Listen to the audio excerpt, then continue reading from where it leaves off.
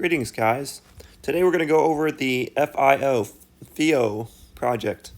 It's the Foundation for Inter-Wallet Operability. First things first, I am not a financial advisor. I do not give financial advice. I am a guy recording my methodology so that I can come back later and see if it was effective. So if you take a look, this is the diagram of the project health. There's three colors to think about when I review projects. Green means something will contribute to the price. Yellow means something is uncertain or is neutral for price performance over time. And red means something detracts from price performance over time. It's important to note everything is probabilities, and so it's probably will contribute to price, probably won't contribute to price, and probably will detract from price. That's what the color codings mean. And as you can see, this project is mostly green.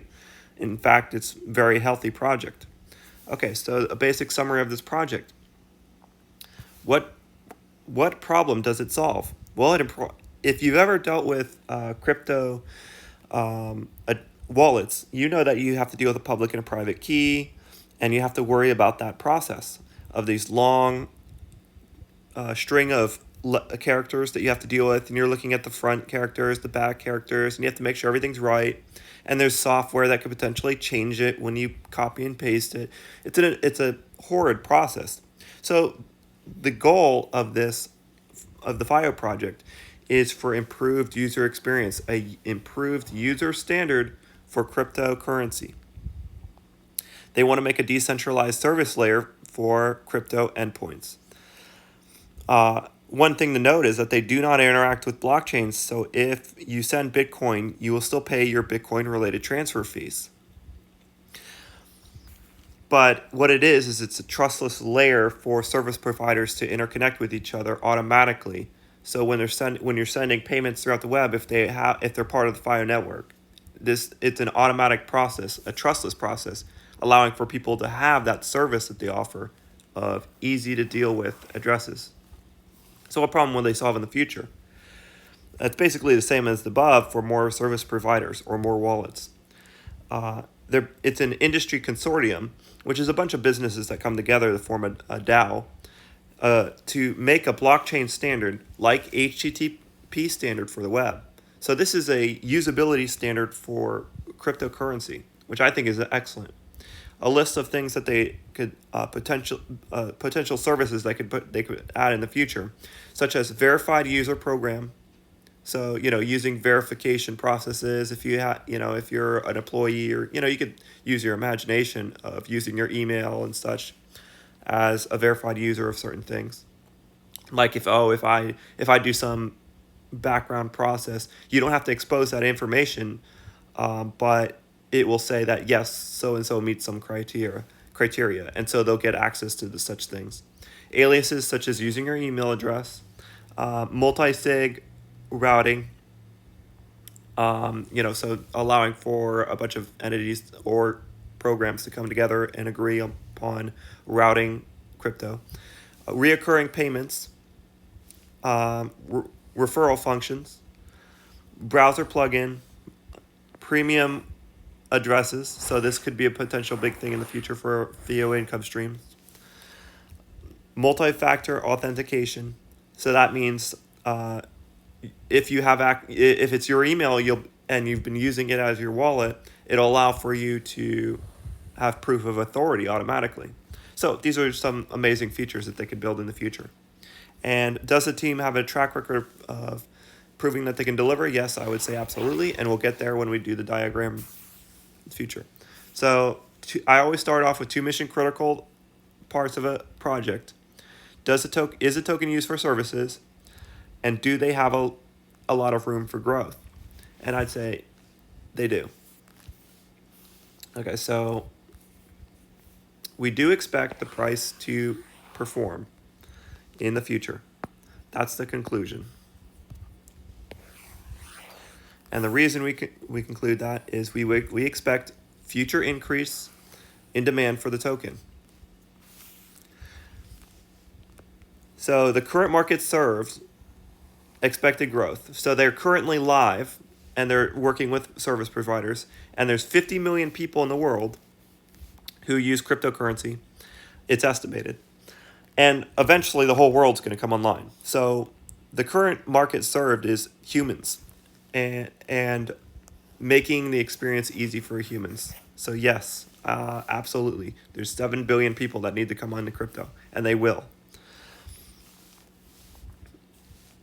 So the token used for services, it's used for transaction fees, governance, registration of addresses, and domains. So basically, yes, the token is used for every service on the network.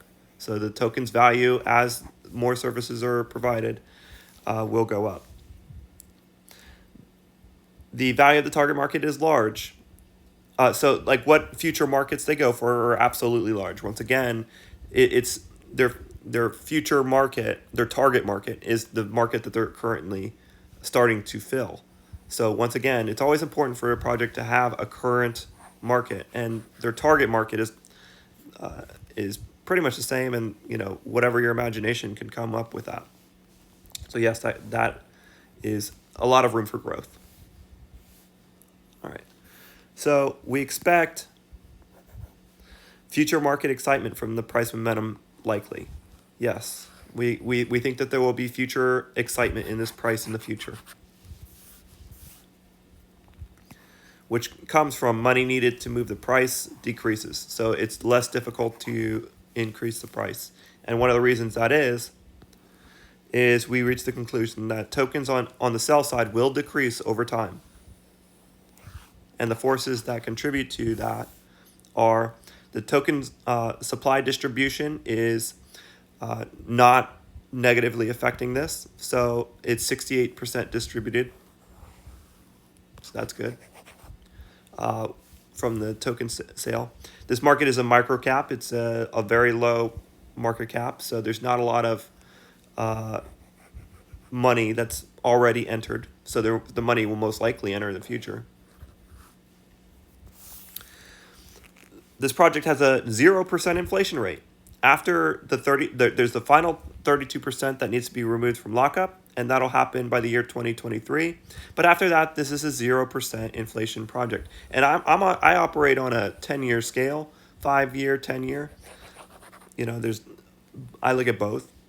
And so after that year 2023, if this project has any steam, it'll be taking off the price could be taking off like wildfire. Because it's not going to have any downward inflationary forces. So regarding the price performance, the recent price performance, this project is just out of the gate as of this posting. It's been alive for about 20 days.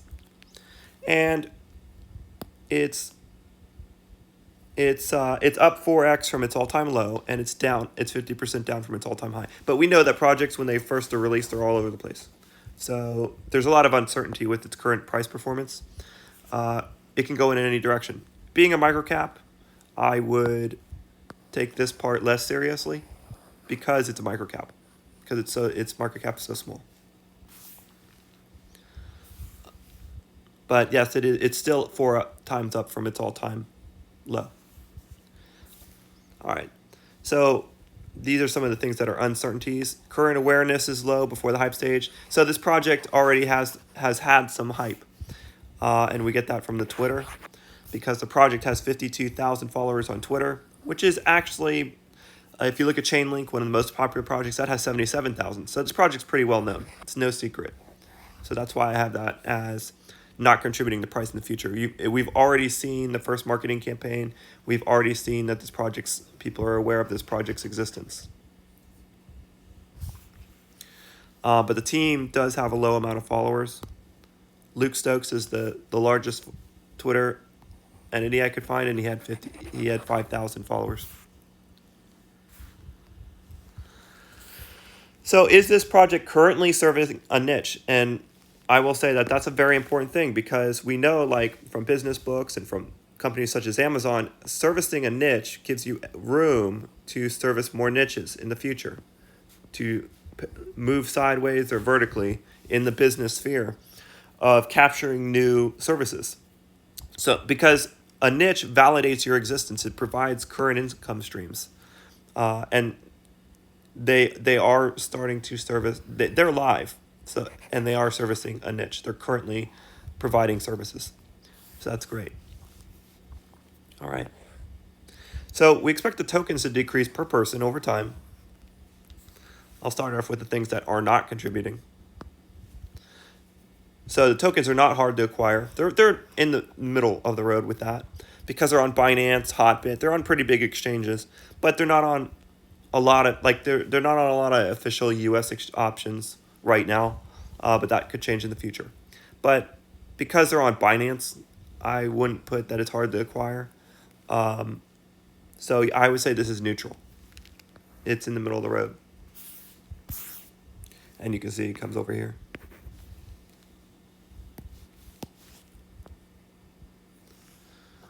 Yeah, like we're after the first hype stage. So how difficult a project is contributes to, like, when a project's released on Binance, it gets a hype stage usually, and that's what we saw with the 4x increase of the price.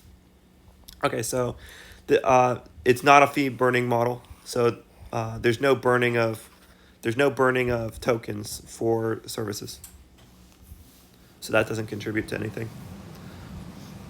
All right, the project is easy to use. This is literally their whole mission. The target market is developers, but who wants to make the target market is developers who want to make their services easy for users, to attract users to their service. There's a lot of people not in crypto because it's too technical. Imagine the millions, maybe even billions of dollars that are not in crypto because it's too technical for people. So yes, this project is easy to use. The developers will be able to use it. The service providers will be able to set it up. That's their whole mission. Okay, the tokens per person. You can see this big green arrow that we're following here, and I'll explain why that's the case. So we expect more people to use the project in the future, absolutely. We're reaching that conclusion. And we expect future awareness to increase. And now I'm going to go over why this big arrow was leading through this whole process. So let's go with the governance, because that's what's causing that. So those who bought in this case, will be the service providers. Now, token holders, such as me and you, can buy the tokens, but it's not that important that we vote. It's more important that the exchanges and the DEXs vote. That's a problem for EOS type projects, but for this project, it's actually encouraged that exchanges vote with user funds. So token holders can vote they can vote if they want, but if they don't, their wallets will automatically go to proxy to the service provider wallets. And they can become BPs and automatically receive votes that are voted to them. So this is a 1 token, 30 vote model. I don't like that as much. I don't think that's as positive. But given this project starting and how many wallets and DEXs there are, I don't think that there's going to be one entity that will control many of the block producers like we have with EOS with too much power and collusion. This project's not going to see that as much. The service providers that adopt this token have an incentive to promote it to their end users as well, because they make their money from revenue streams. So those who buy in are the service providers who adapt the software for their programmability for their customers. So one of the things that's important in governance models is that those who bought the token should be the voters. But in this case, it's actually beneficial that they're not, because those who buy the token aren't going to know the best use cases. It will actually be the service providers. So this is one of those cases where the incentives are aligned, which is great. And one of the reasons that we saw this big arrow, and this is retail right here, one of the reasons we saw this force of future awareness increasing and marketing, all of that's free, because when you adopt the FIO protocol for your project and it onboards users that are not technical, You also have an incentive to promote FIO to them because you want a higher price of FIO. And you also want to promote FIO to other wallets because you want the FIO project to be used. You make money as a service provider from the fees from FIO being used because you make fees, you make money from the network being used, and you become a block producer, and that means you're an entity that makes decisions for the future of the project. So you're like a shareholder, and you also are a user. So it's a great design. Uh, and this is like a natural setup. Like there's no conflicting interest here. Okay, so the industry votes. So let's take a look at the mission statement. That's where my note says. Uh, it's very important for projects to have a mission statement because it sets a clear goal for what they should be doing. They want to facilitate the adoption of blockchains through decentralized industry standard, industry governed, cross-platform, chain agnostic usability protocol. So when they say industry governed, that's literally what they set up. The industry will govern this protocol, like an HTTP protocol with all of those industry users deciding what's the best course of action for the future of that project. So yes, they are reaching their mission statement. And so the governance is aimed at capturing value for its token holders. So even if you're not involved in this process, the structure of it will most likely see price appreciation due to the incentive structures built into this protocol. So the biggest holders of this project will likely be the service providers because buying the token also buys your user base time on the network. So they'll be the biggest holders. So given that the governance is designed well, we expect people to prioritize upgrades. I'm going to go ahead and get rid of these two yellow things because these don't contribute to price. These are not relevant to the situation.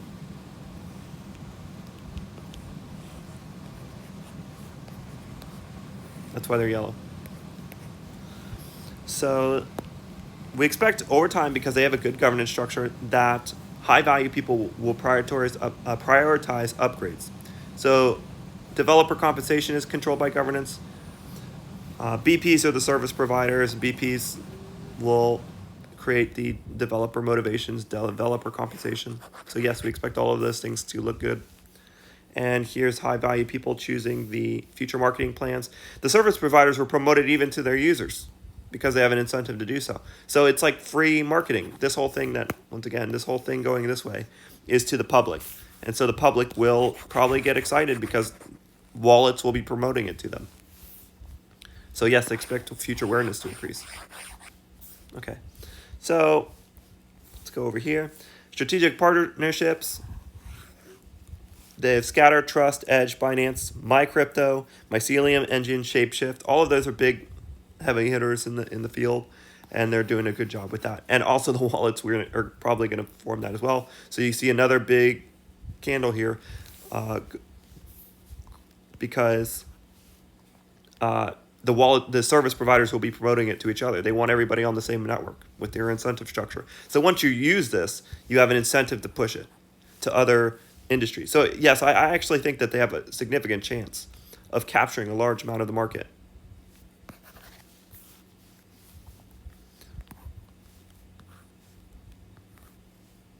All right, let's go up here.